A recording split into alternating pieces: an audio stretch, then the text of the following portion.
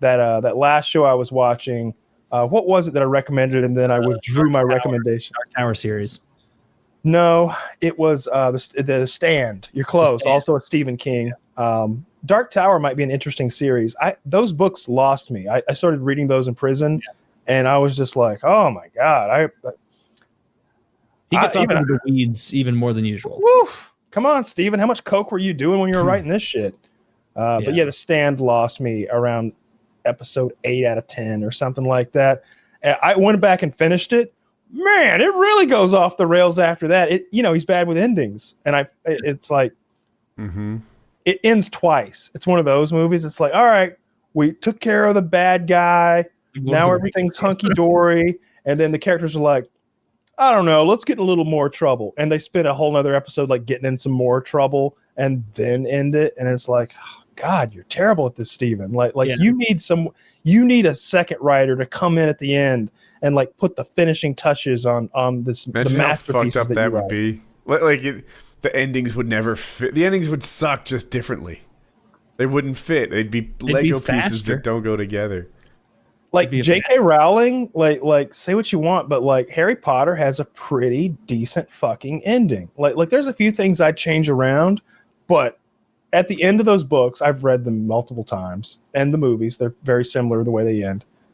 You're like, yeah, all right, it all worked out in the end. What happens in the end of Harry Potter? Does he get married and like just live a normal wizard life?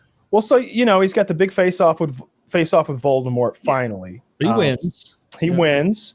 And a couple of the other characters step up big. Many of the good characters die, and it's quite sad. Lupin and Tonks die, I believe. It's pretty sad at the end. One of the Weasley twins dies, quite sad. Movie 2? I don't remember that. Yeah. And but our main group of characters all make it mostly unscathed. Harry, Ron, Hermione, they all make it. And then there's like a prologue or whatever you call it. And I don't know. Epilogue. I guess I won't tell you. He's gone. But yeah, it ends well. I think Harry Potter is going to be up there with like on the Mount Rushmore of like fantasy for a long time. I saw the other day someone pointing out just how much stuff she stole from Tolkien. Like comparing characters in the Harry Potter universe to the Lord of the Rings universe, and it's like, God damn it, that's pretty accurate. Yeah. Did he establish the universe, Tolkien? Like did he create elves and dwarves and But like elves and dwarves that as we know them are a Tolkien invention. But they're also like, we know them. That's how you do it right now. The answer key's out there. You can't just make elves something else. In the same way that like if vampires and werewolves and fairies and something existed in a new thing, I wouldn't say, oh, you copied that. It's like, well, no, that's just what werewolves are. But you can have a different shift on it, right? Like for example, you don't have to do Mary Shelley's Frankenstein or Bram Stoker's Dracula. You can do a movie like 30 Days of Night, where the vampires are showing up in Alaska, where you've got 30 Days of Night because it's so high up in the and these vampires are very feral almost, and they're not these sexy suave, like illusion based vampires. They don't turn into anything. They're vicious and cruel, and feral is the word, and they work in a pack.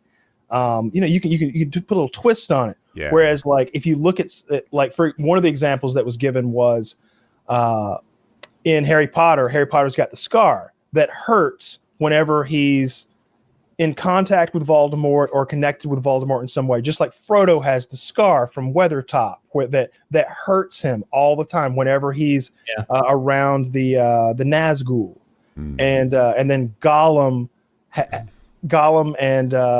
and it's hard to remember all these characters' names. Dobby are basically the very similar characters, and it went down a line. There was a whole litany of these play for play. Like Gandalf is fucking Dumbledore. Like they're just so similar, and it's like, come on.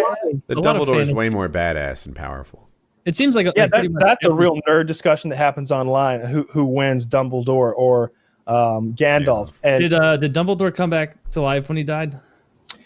He existed as no. The answer is given already. But he's in the afterlife, able to still communicate with Harry. When Harry still be dead. Himself crosses over. But Gandalf is essentially an angel. He's a demigod. So I like that about Lord of the Rings with Gandalf. That and I never got into Harry Potter. But my youngest brother watched the movies, and I didn't like how there was a spell for everything where Hermione would be like, oh, thank God I learned this afternoon to get us out of this pinch. I like that. And then, but like Gandalf, there's times it would be like, what are we going to do, Grey Wizard? And it's like, well, I'm drawing my sword too. I don't have unlimited magic, bro. And it's like, I don't know, John Rhys Davies. What are we going to do? Yeah, I don't know, John Rhys Davies is the tallest guy on the cast playing Gimli. Huge dude. And it makes sense they had to do that because they're like, all right, we need a guy who looks like a dwarf, but the only people like that are like 6'5". So we need him. John Rhys Davies is I knew him from a TV show called Sliders back in the day on Fox. That was him. Wow, I just put that together because Gimli's got a fake nose in Lord of the Rings. Yeah. Yeah, she borrows a lot, but still, I love Harry Potter, and one of the things that always made me fantasize about existing, that is probably the universe that I fantasize the most about existing within. Like I was like, yeah, Harry Potter, because I loved the way magic worked there and the whole wizarding world and like the whole idea of it. Like everything about it seemed very attractive to me. I liked the idea. I would be like, the fuck, Harry? Why aren't you studying? Don't you want to know all these wondrous spells? I would be a Hermione. I thought that too. Like you're telling me there's a library full of books and like every page is another fucking magical spell that I could memorize and master. Yeah. And there's a whole class of potions, and some of these potions give me like infinite luck. Yeah, and there's all sorts of like there's a whole bunch of Rule 34 shit where people are like zoop making their cocks huge and then bang each other with the giant cocks and stuff. And there's a bunch of like even in the books, Hermione like makes herself prettier with magic. Like there's a how so?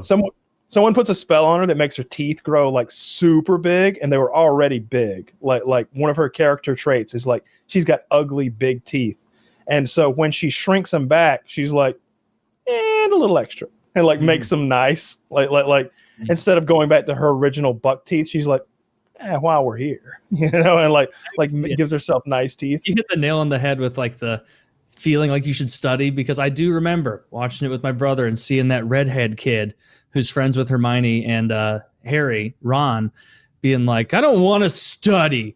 School sucks. And it was like, dude, you're in fireball class right now. Yeah. you're in ice beam class, and you're acting like this is long division. Like I would be early to class every day, be like, are we gonna blow something up today? Even if not, even if we learn how to like make plants grow faster, I'm game.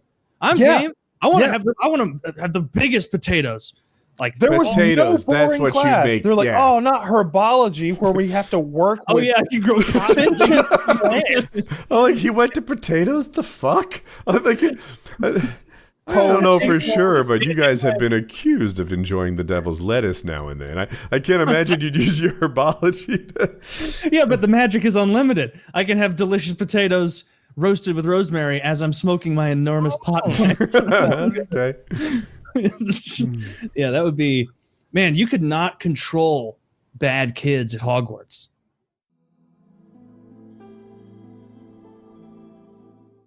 Did you ever read mystery books like in your school library? Boxcar Children. Love Boxcar Kids, the Boxcar Children. Do you remember I remember reading like a third of one of those books, and I read like a number of them, but like getting through it and being like, oh, I know the ending, and like as though that was hard.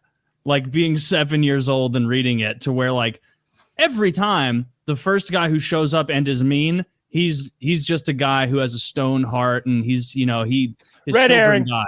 Yeah, he always a red herring. The first person who shows up and is like really nice and offers the kids a meal, that's who did it. Every book. It'll be like, we have to hop off this boxcar and then go to the local school. Oh no, Mr. John C. Rapist has stopped us. And he's like, for some reason, fictional food is always more desirable than any food you'd ever see at a bakery delight. Or a deli. A good example. And I remember this excerpt from one of the Boxcar Children books where they're talking about, because they lived in a boxcar, which in case you don't know is a car off of a train that's just a big box for storage, usually of live animals and such. I think that sounded cool to live and it's been derailed and it's off in the woods and they're living in the motherfucking thing, like half a dozen kids. And to keep their milk cool, because they had groceries to some extent, they had like bread and milk, they would put it in the creek. And as a kid, I remember thinking, because they described it as being very cool, and I remember thinking, like, man, I wish I had milk that was kept cool by a creek. Meanwhile, I have a refrigerator keeping it at exactly 41.8 degrees because that's the perfect temperature for milk. So you're like, man, I wish I had to go down to the creek and pull a jug out of the stream to drink. Yeah. No, I liked those. I read a ton as a kid, and I liked the mystery stuff. I liked when there was a band of kids who were like brothers and sisters, because I didn't really have any brothers or sisters. I had the one, but we didn't get along. We didn't have any fun together. Want to do our own thing. So no, I like that. And then Harry Potter too. See, I always identified with Harry Potter a little bit. His world was so cool. I was thinking, man, I've got a good family here and everything, but would I trade? Yeah, I'd trade. Fucking zap them. Fucking zap them so I can be a wizard. Like Harry Potter's supposed to be the sad story. He is the most famous, good-looking wizard in a wizard world. He has a cool ass scar. Is he supposed to be good looking? Is that a thing? Yeah. Well, I mean, I picture Daniel Radcliffe. Even in the books, he's like above average looking. He's certainly not like geeky or anything or like gross. He just needs to like wash his hair. That's his main problem. But he's famous, rich, good looking, powerful, well connected. It's not a sad story. Okay. His biggest problem is that there's a Hitler running around he's got to deal with, but that's everybody's problem. It's not like it's his personal Hitler. Everybody hates Voldemort. He's a problem for the world. I am familiar enough to know he is a little like a personal Hitler, like he wanted to. He wanted to kill Harry more than anybody else to get his powers back. His mind, which was the only, absolutely. That's a cool movie there where they like attach the guns to his hands. I haven't seen that. He does a bunch of weird stuff now, and I like it. He made so much Harry Potter movie money, he gets to do whatever he wants. Yeah. That's great. I think Elijah Wood does that too, which is weird because they're both like short, similar looking guys who starred in enormous fantasy series, and now they just do whatever movies they want. Are you trying to convince me they're not the same person? They are not. They are. Can you imagine how how much that dude would run fantasy if you parlay Frodo into Harry Potter? And they sign autographs for one another. They get recognized all the time. Like, oh, I love you so much. And then they start going on about the wrong universe. Yeah. I loved you and Sam. Thanks. Sign as fucking Elijah. I like that. There's a lot of black guys that happens to as well. I see them on Twitter. Like, I've signed your name so many times, man. I'm getting good at it. I think that's polite. They came up. They think you're someone else. You know what? I will sign as Elijah Wood. Boom. Give this person a story. I like it. Do you think they're going to bring Elijah Wood back at some point for another run at Frodo? No, because I do. No, if they did, they'd have to do that. Well, actually, for Elijah Wood, he might be the one person on Earth who hasn't aged a day in the past 25 years. He's aged in a way that makeup and CGI can throw him right back into a Frodo character. Yeah, he does. He looks almost. There's some people who aged like just perfectly so that they can still work in film forever. Patrick Stewart did okay. I mean, he's frail now, but some of his co-stars in the Star Trek reunion, it's like, ooh, they are using some digital shit on her face. Like, her face looks a little funky. You guys told me Patrick Stewart went bald real early, and that made 20s. That was having that be your like main look. Like, right, making that your baseline at 22 instead of 42 means that at 22 you stopped aging. Do you look older at 22? Yeah.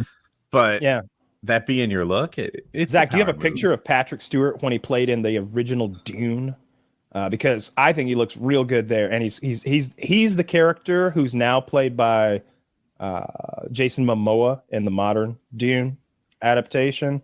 He's like the Emperor's right-hand military man, like the commander of the armies, and also Paul Atreides is the muscle in the original Dune. This guy? He's the general, like, of the armies, and he's the personal trainer of the young prince. Like he's the guy training him in the arts of war. I like my personal trainers to have been to the gym.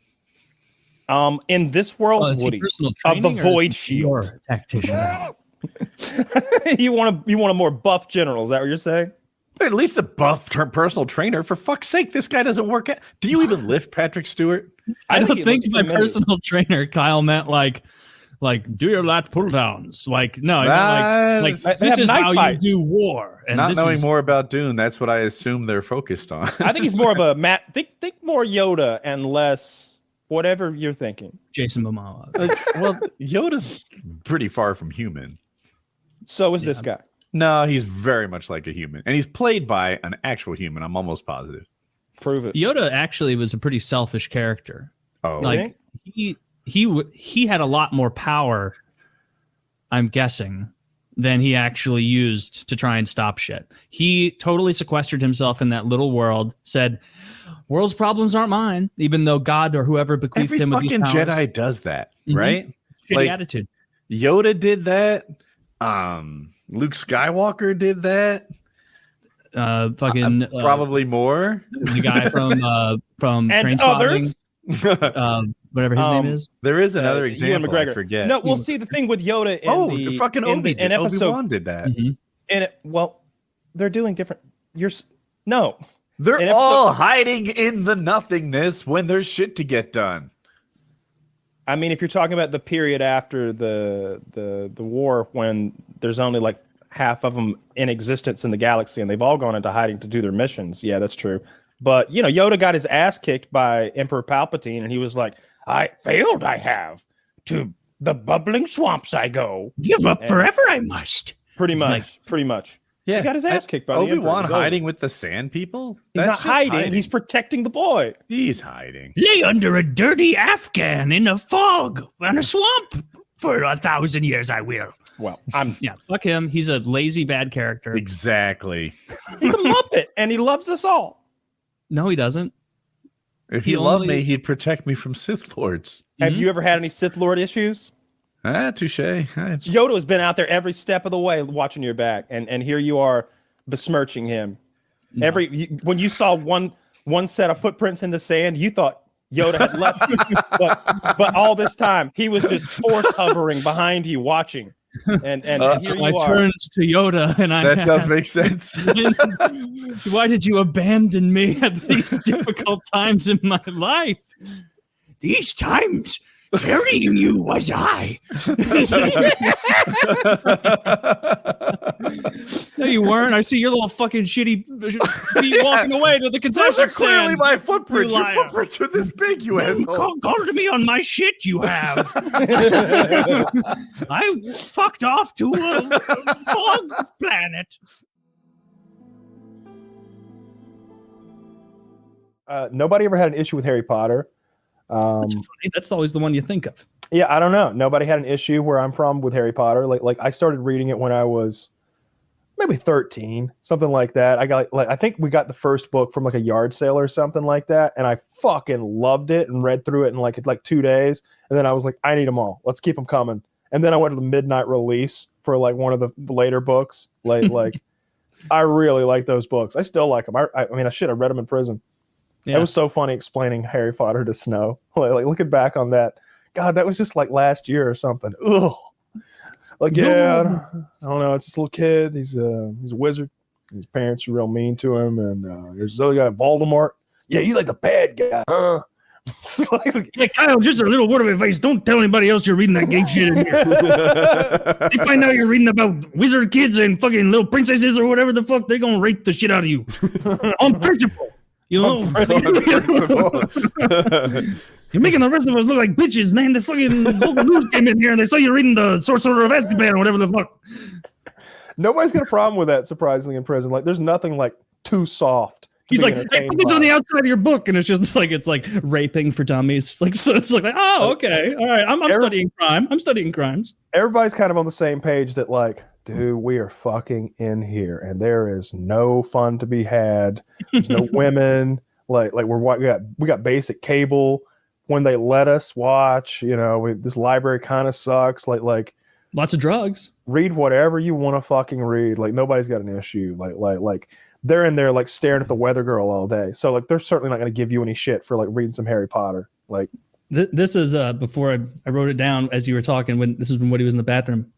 But you were talking about like rumors and nonsense that starts at schools, like little things like that. And this didn't happen at school, but it reminded me of this really funny story. My youngest brother, you know, he was probably kindergarten, like 5. How old are you? 5, right?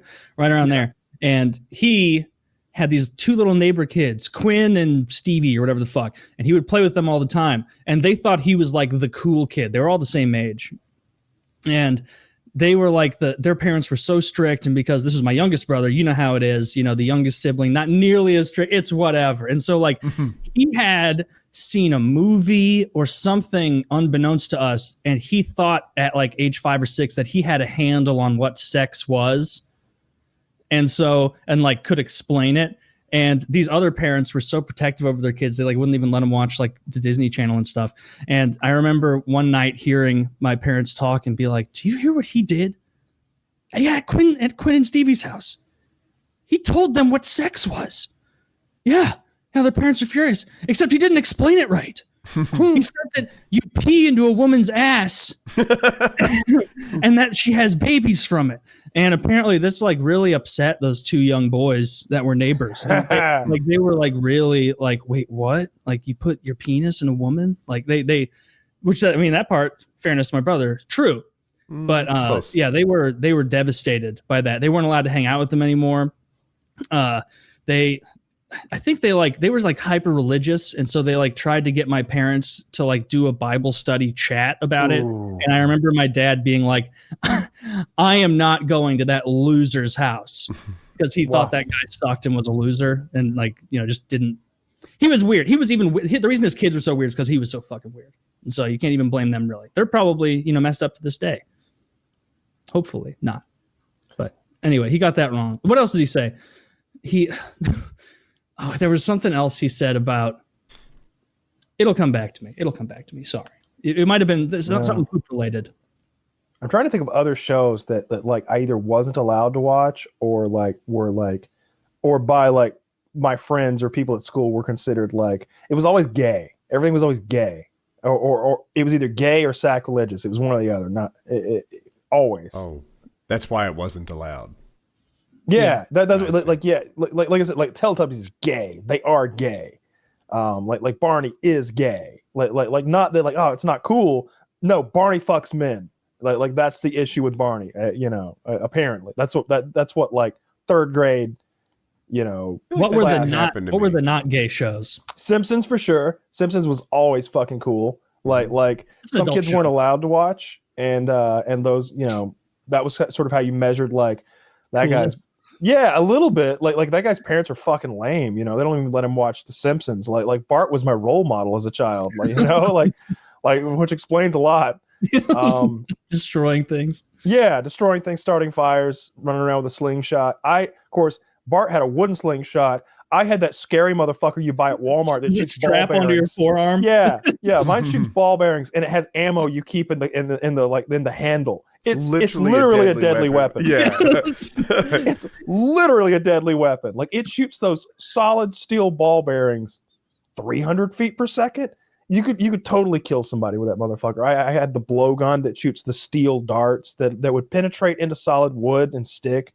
Yeah. I remember I got one of those like over the forearm slingshots when I was maybe 10 or something, and like going out in the woods, and I didn't have the ball bearings. I just had rocks that I would pick up. And I remember like firing the rocks and being like, oh, if they knew what this could do, they wouldn't have bought it for me. Exactly. Yeah. Like it's like chipping bark off of trees when it hits. It's going so fast. Yeah. Although I had access to firearms from an extremely early age, you know, like, I mean, I was shooting them at 4, like legitimately like shooting rifles with my dad at 4, like 22s and stuff. Because like I can remember getting my like webbing between my finger and my thumb caught in a 22 pistol when I was like 4 on the back porch with my dad and be like, like freaking the fuck out. And then being afraid of that pistol for years afterwards. I can remember like shooting rifles with him in the backyard, like 22s and stuff. So like, it wasn't like crazy to get me the scary slingshot when I'm 8. Cause like, a little crazy.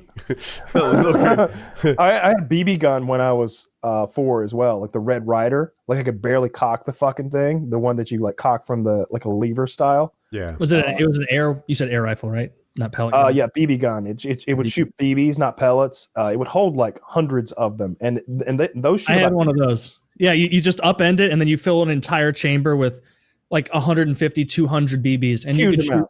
Like, and because you had to pump it, it would say like, do not pump more than 10 times. But it was like, fuck you. Like, I wanted it to go faster. Oh, that's the Crossman. Way more. Well, that's what I had. I had the Crossman when I was like 6. The Crossman is the one where you reach to like the fore end and you can like pump it infinite times. It seems like once you get to 20 pumps or so, after that, it's not really doing a whole lot extra. But it's hard to pump when you're a little kid. So I remember like standing there, basically like having the gun pointed like in my mouth, being like, trying to push it down again. And like nobody ever told me not to. Just like directly at my eyes. I always learned my lessons with pellet guns the hard way.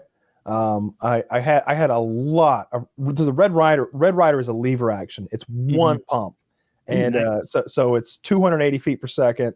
The Crossman is the pellet rifle that can either shoot BBs or pellets, and you cock it by pulling a little lever back with your index finger on the right side of the action. They're both pretty cool BB guns. Like I said, the Crossman also shoots .177 caliber pellets, and it was really accurate for like shooting birds and stuff, whereas the Red Ryder was just barely able to kill a bird, and you had to be kind of close. But every time I would point it at someone that I shouldn't point it at, which happened, or I shot something I shouldn't have shot, which happened, Dad would do the same thing. He would destroy the fucking pellet rifle right there in front of me. He would pick it up by the barrel and smash it on the ground like a fucking gorilla, and it would just explode and be completely ruined. Like he would ruin it right there in front of me. And I learned my lesson about gun safety that way. If I fucked up, if I did something stupid, the gun was gone. And it's not like we're getting a new one next week or next month. It's next birthday or next Christmas. It's next time, like it's pellet rifle shopping time. Like we're not getting a new one. Like it'll be my birthday's in May, luckily. So like it's like right in the middle of the year. So I'm never more than 6 months away from a new BB gun. What how many do you think he destroyed? Like maybe 2? Literally 4. Literally It'd be 4. fun if he did that now. Right? Like Kyle's back at the farm. He shoots at concrete. It ricochets and breaks glass. Kyle, you know the deal. Hand over the 870. I have to return this though. No, it became the opposite. Like especially when I would make videos. Like my mom really wanted my dad to make me stop like filming those videos over there. Like she's like, he's down. He's got the whole field on fire. What even is that they have? It's mounted on a car, Lamar. He's got a belt-fed machine gun. That's something you see in war movies. And my dad's just like, what am I supposed to do? He's a grown man. He's making money. What am I supposed to do? You want to stop him? You want to stop him? Go stop him. Go stop him. He's got a machine gun. He'll turn the gun on you if you try and ruin his technically it's a minigun, but either way, you're fucked. He's pretty good with that machine gun. I don't think there's anything we can do. Like basically told her that, like, I'm not gonna stop him. It looks fun.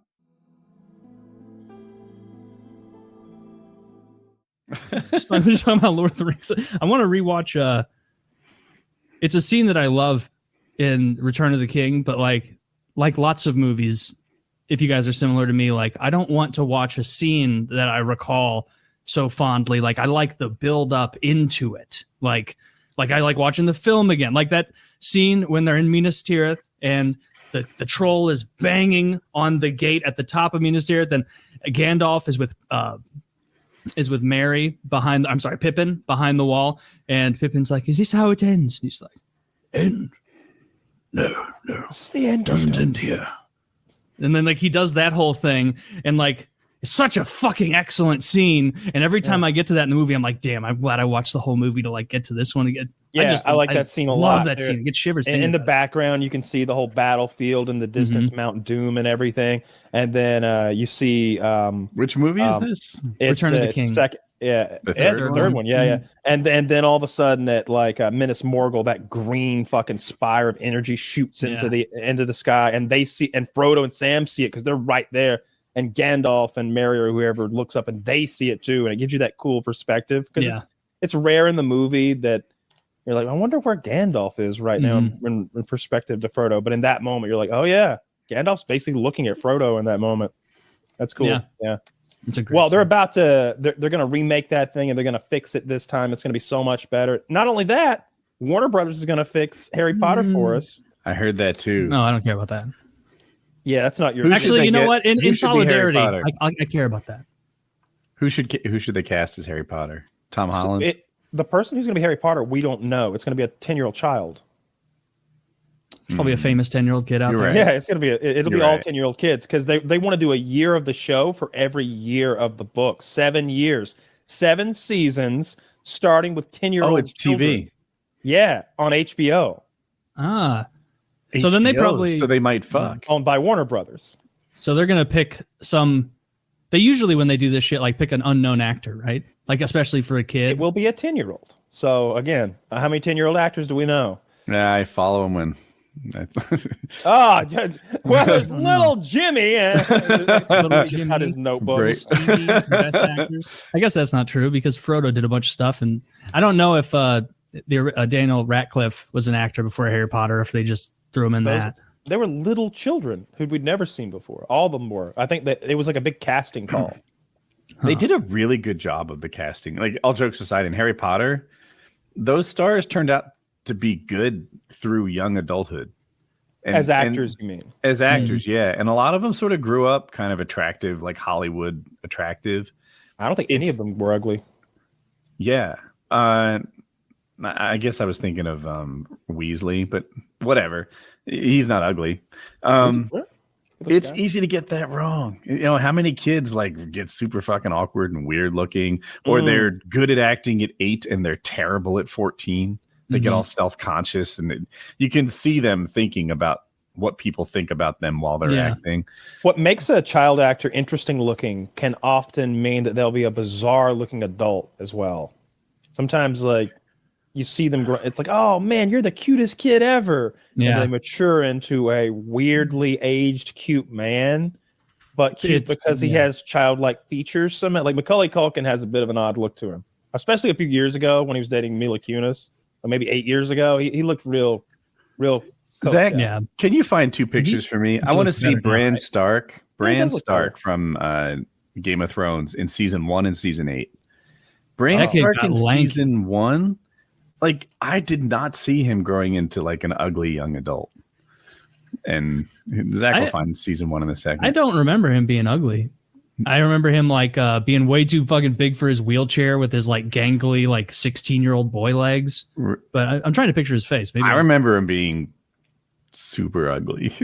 We'll see if you agree. So there he is in season 1. Especially on the left, right? That's a cute kid. Yeah, it's a normal looking kid. Yeah. And then find a season 8 for me. Try to make my point. Find them all. Try to make my point. Okay. You don't see him there, though. Like, I like that it's juxtaposed and you can see how attractive he is on the left. On the right, like, you have to get a better picture in season 8. He doesn't look good.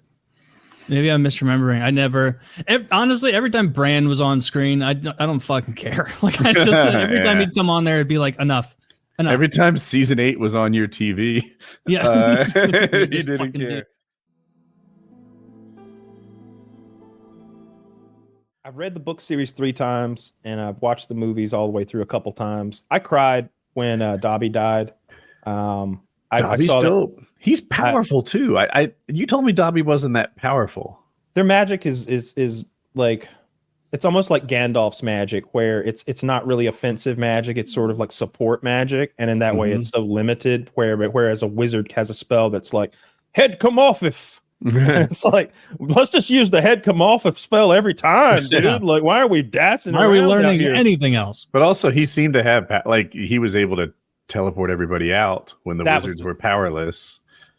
And yeah, his teleportation thing is like his main fucking like thing to me. Being able to go into those places that are magically protected from all the more traditional means of moving about, like port keys and stuff. He may use a port key for part of that. I think that's just daubing magic, though. I really like the Harry Potter shit. That was probably the first book series, Little Me. We got it at a yard sale or something. Like picked the first one up, and I started reading it in the car home, and I didn't stop reading it until it was done. And then I was like, I got it. And even when the last book came out, I was at the fucking midnight release at a Walmart to get that shit, and I was a man grown.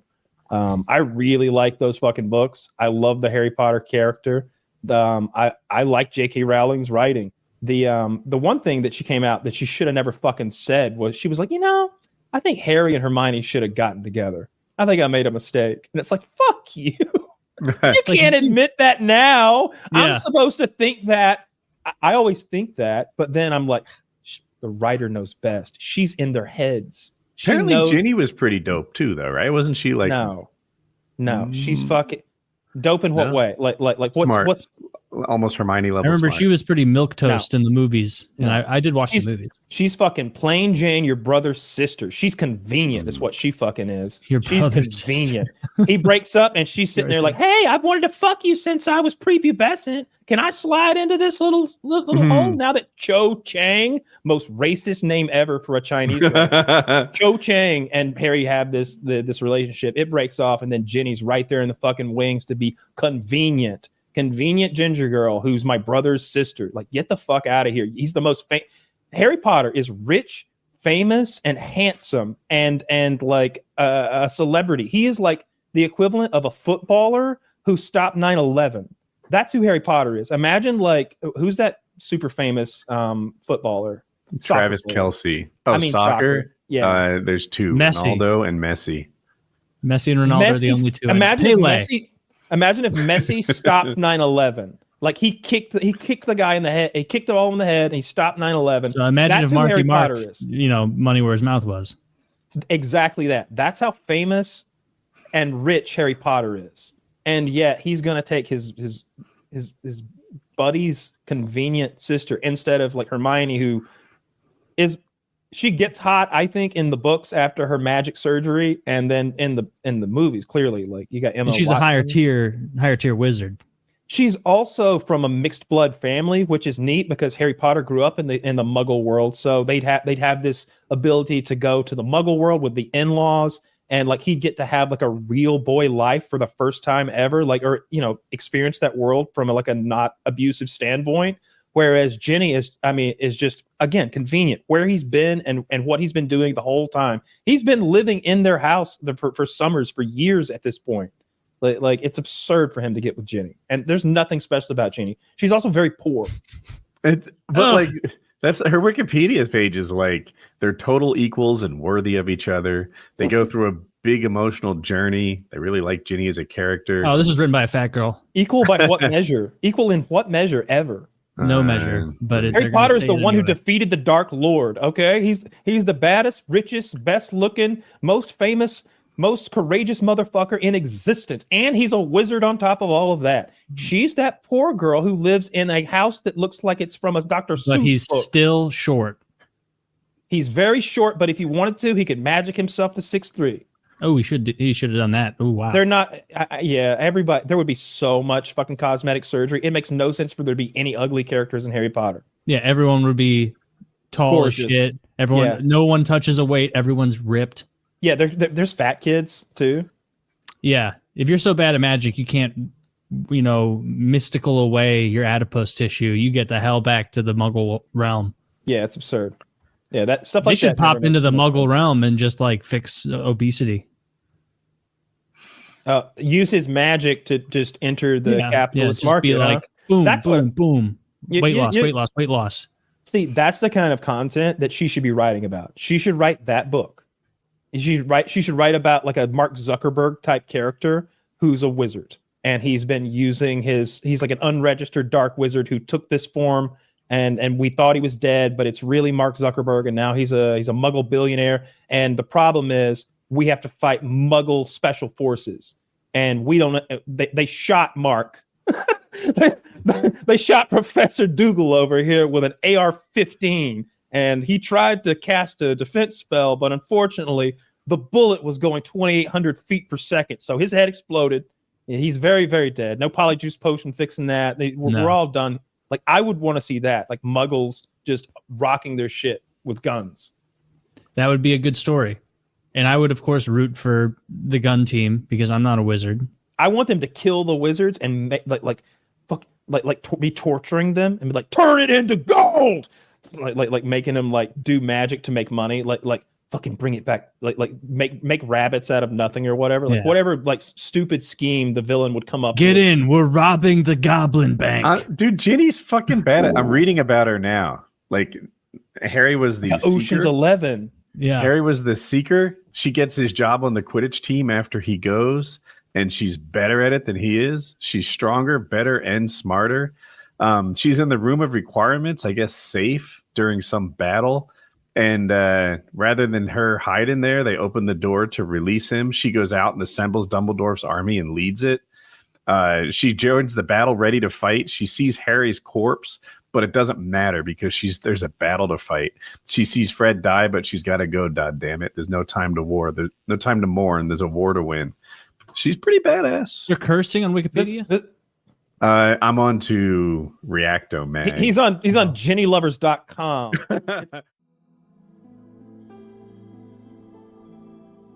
So I had a sheet, and I would cover up with the sheet to take a nap. And I had a pillow that I made by taking a sweatshirt and stuffing it full of like regular shirts. So I had a decent pillow, and I would nap a lot. I would try to sleep the day away as much as I could, like the middle part of the day when there was like I'd already eaten or I'd already read for like 4 hours, and I was just I needed to just chill out and nothing on TV or midway through my stay, they took the televisions away during certain daily hours so that people would work their jobs. I would just sleep through that. And it was... You're trying to create the stasis they have in sci-fi where you can wake up 2 months later.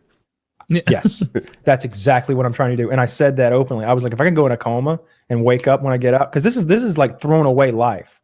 Like there's nothing to gain here. But I did read. I read an incredible amount. First, I read Lord of the Rings. I got Lord of the Rings out of the library, and I read it in 5 days. It's about 1,000 pages or something like that, so I didn't make crazy good time. But Tolkien is kind of a tough read. Yeah. And so I got through that, loved it. I still like the movies better. And I think they did a good job combining multiple small characters into one main character. And I think that really benefits the story. And then I just started getting crazy with the books, just more and more and more. I read The Fifth Wave, which is this alien invasion series of books. There's 3 of them. They made a movie about it. It's probably a book for teenage girls, but I still liked it. It was fun. The main character is like a 16-year-old girl. Aliens have basically killed like 99% of the human population. She's kind of on the run, and she's like a freedom fighter trying to fight against the aliens. And I loved that. I thought it was pretty good. Read all 3 of those books. They're 400 or 500 pages each. And then Chiz sent me Anthony Cumia's book. I read through that in a day. He sent me Howard Stern's latest book, read through that in a day. And then I got a whole shipment of books. Kitty sent me all 7 of the Harry Potter books. I read through all 7 of those in about 2 weeks. And the later ones are like 1,000 pages. So I just blazed through those things. Then she sent me 11/22/63, the best book I've ever read in my entire fucking life. It's Stephen King. It's Stephen King. There's a Hulu television show about it, based on it, with James Franco playing the main character, which I'm going to start watching tonight. The premise is this. I won't spoil it. There is a portal that this man can walk through that takes him back to 1958 on a specific day at a specific time at the same location he's sitting at. He's only traveling through time, not space. Once he's through, he can do whatever he wants. He could live there if he wants, or he could just go like shoot a guy and walk right back through the portal and see how that affected the future. If he goes back through the portal, completely resets everything.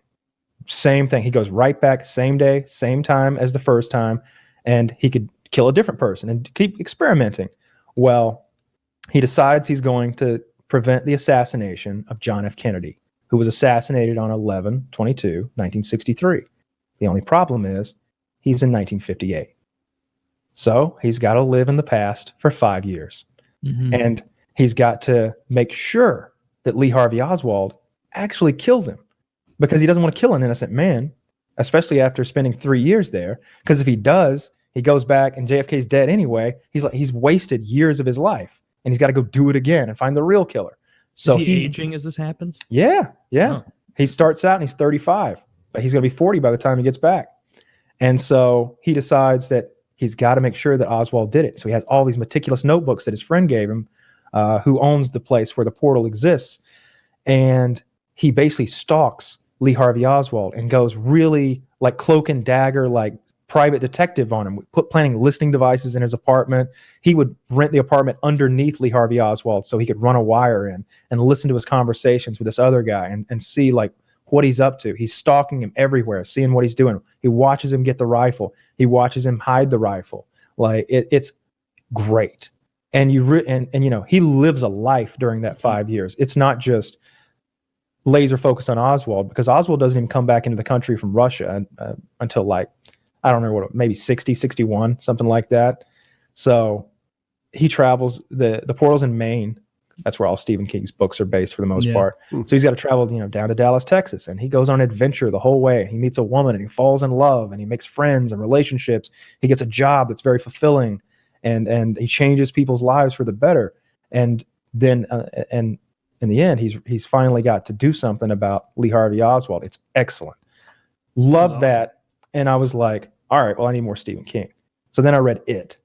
It's 1,250 fucking pages. That took a while. I didn't know that was the library so shitty that you had to get your own book sent in. The library? Library. Yes. Yeah. Was the library so shit that you had to have your own books shipped in? What just happened there? Did Taylor say it right or wrong the first time?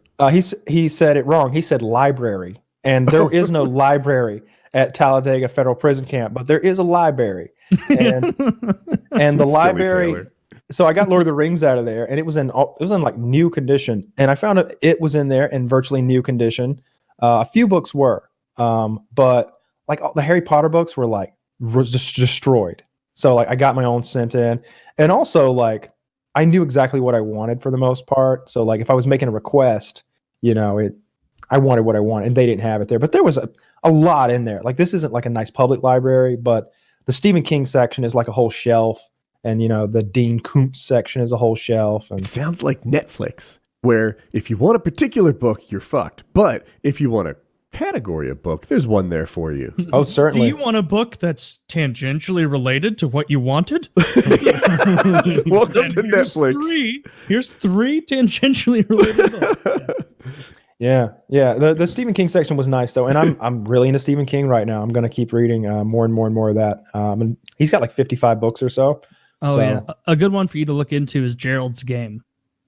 I've seen the show. The last one I was reading was Under the Dome, which they made. I never read it. They made a TV show out of it. I was about 200 pages in. It's very thick.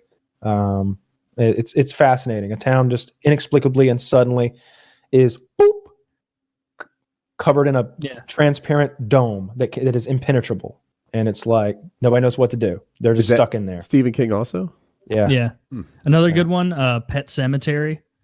Like if you watch the movie, you'll be like, "This is dumb. Who fucking cares?" But the book is actually really good. Mm-hmm. So. Yeah, I've heard the same thing. I saw actually Joe Rogan and Joey Diaz were talking about that about 9 months ago, about how the Pet Sematary movie is kind of lame, but the book is very good. Yep. Yeah, it is. Yeah, The Shining's a good one too. But The Shining was great as a movie. Dr. Sleep, they're completely different. Very different, the book from the movie. And Dr. Sleep, I believe, is the sequel to The Shining, and there's a movie for that coming out soon. My cellmate next to me, he was reading Dr. Sleep. I got the gay black guy. I would always like, when I take a break, I'd be like, dude, you got to get into the Stephen King shit, because he read too. And by the time I was done, by the time I left, he was 2 or 3 books in. Like he was just reading whatever I just had read because I was telling him what it was like. He writes books as quickly as you can read them. That's amazing about Stephen King. Yeah, he does. I don't remember how many pages a day, every day, no matter what, but it's at least 10. That's a lot. He was such a. I remember this story about him somehow, but he was such like an alcoholic during the Cujo, like his book Cujo about the dog, that like he doesn't remember writing it at all.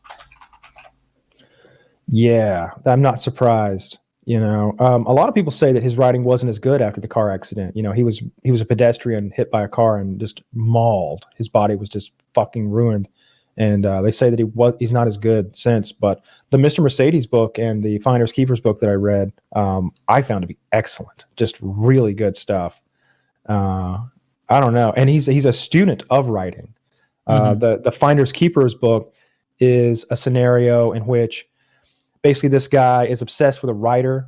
The writer wrote 3 books and then stopped writing. And in the 3rd book, the main character completely turns head over heels his like point of view in life and goes from being a rebel without a cause to like working at an ad agency and getting a house and getting a wife and kids. And he hated this guy. And so he went and robbed the guy and stole all these manuscripts the guy had written for future books. And he's got the next 2 sequels that the old guy was never going to release to the public. They were just for him. Murders the old guy. Then he goes and he hides the books. He's afraid the cops are going to catch him. Then he goes to prison for 35 years on a completely separate crime. Damn. The whole time thinking, getting raped a lot. The whole time thinking, one of these days I'm going to get out and I'm going to be able to read those books and I'm going to know what happens to the main character, Jimmy Gold. I'm going to find it. They're mine. They're only mine. A little boy finds them a year before he gets released, finds the cash in there, starts using the cash to support his family during the financial crisis, and starts using. And the boy is into literature. He reads the books, loves them, realizes who they're from, and with a little research realizes their value. And he starts trying to sell them right about the time the guy gets out of prison.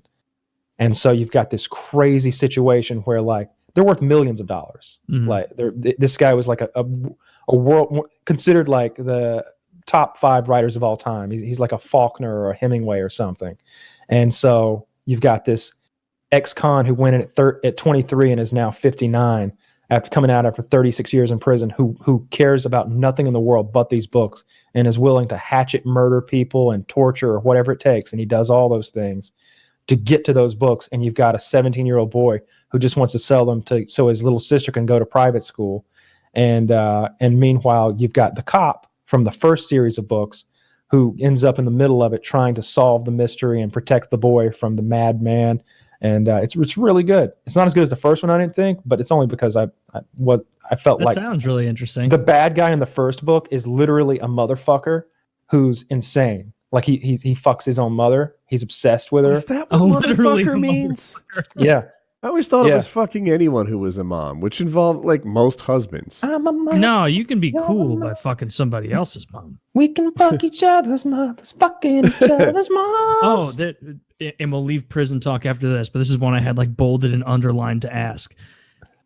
How was the masturbation situation? Was there any, or was it like, I'm not risking this? I abstained the entire time. I got no reason to lie. I'll be honest, for the first 2 weeks, you could barely find my penis. It looked like I just had come out of a cult. I was George Costanza. I was in the pool.